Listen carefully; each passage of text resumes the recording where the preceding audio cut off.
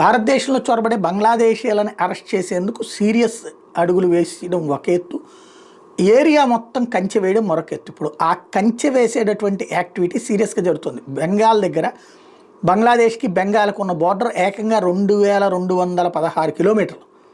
ఇందులో 1647 కిలోమీటర్లు ఇప్పటికే ఫెన్సింగ్ వేసేశారు.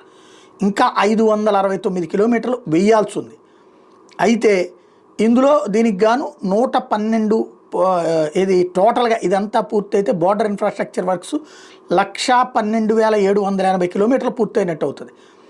456 కిలోమీటర్ల పరిధిలో నాన్ ఫీజిబుల్ అంటే అక్కడ వేయడం అనవసరం అన్నటువంటి రూట్లోకి వచ్చారు. మళ్ళీ దాని నుంచి ఎక్కడ వస్తారో అన్నటువంటి చర్చ ఉంది.